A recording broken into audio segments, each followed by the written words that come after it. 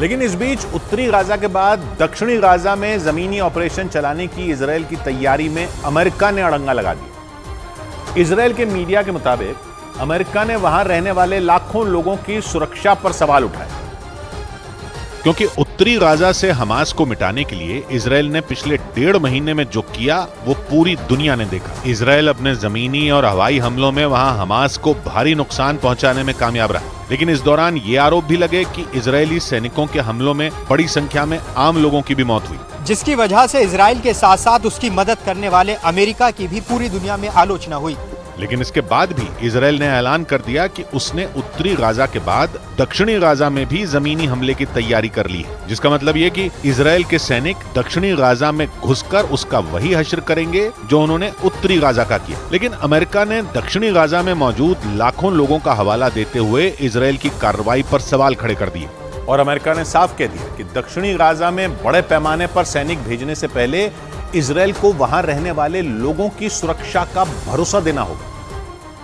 यानी जंग की शुरुआत से ही इजरायल का खुलकर समर्थन करने वाला अमेरिका इस मामले में सीधे सीधे उसके साथ खड़ा नहीं हो रहा है। इजरायल के मीडिया के मुताबिक अमेरिकी सरकार के प्रवक्ता मैथ्यू मिलर ने दो टूक कह दिया कि दक्षिणी गाजा में जमीनी हमले शुरू करना बेहद खतरनाक हो सकता है। उन्होंने वहां मौजूद लाखों लोगों की सुरक्षा को लेकर चिंता जताई और मैथ्यू मिलर ने इजरायल से साफ कह दिया कि दक्षिणी गाजा में सैन्य ऑपरेशन चलाने से पहले उसे ये बताना होगा कि वो वहां मौजूद आम लोगों की सुरक्षा कैसे करेगा, क्योंकि दक्षिणी गाजा में वो लोग भी मौजूद हैं जिन्होंने इजरायल की चेतावनी के बाद जंग के शुरुआती दिनों में ही उत्तरी गाजा को खाली कर दिया था। ऐसे में दावा किया गया कि अगर इजरायल ने गाजा के दक्षिणी इलाकों पर धावा बोल दिया तो वहां ऐसी तबाही होगी जिसका अंदाजा भी नहीं लगाया जा सकता और दुनिया जंग का सबसे भयंकर चेहरा देखेगी,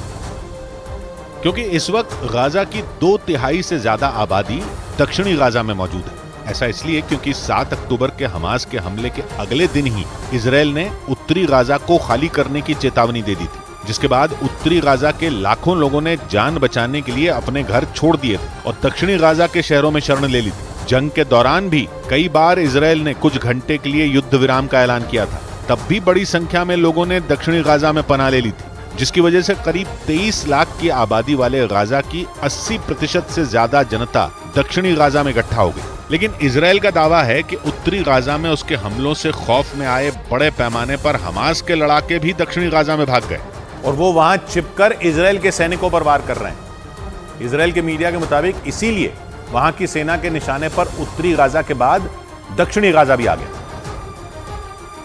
जबकि हमास के सफाए के लिए इजरायल ने जंग के शुरुआती दिनों में ही 41 किलोमीटर लंबी गाजा पट्टी के 2 हिस्से कर दिए थे, जिनमें पहला हिस्सा उत्तरी गाजा और दूसरा दक्षिणी गाजा, जिसके बाद इजरायल की सेना ने उत्तरी गाजा में हवाई हमलों के साथ ही 26 अक्टूबर से जमीनी ऑपरेशन भी शुरू कर दिया, क्योंकि इजरायल की सेना के मुताबिक हमास भले ही पूरे गाजा में एक्टिव हो, लेकिन उसके ज्यादातर ठिकाने उत्तरी गाजा में ही मौजूद थे, जिन्हें मिटाने के लिए इजरायल ने वहां पूरी ताकत झोंक दी। और करीब 21 दिन के जमीनी हमलों के बाद 3 रोज पहले इजरायल की सेना ने दावा किया कि उसने उत्तरी गाजा से हमास के लड़ाकों का पूरी तरह सफाया कर दिया, जिसके बाद दक्षिणी गाजा में भी वैसा ही सैन्य ऑपरेशन चलाने की तैयारी शुरू हो गई।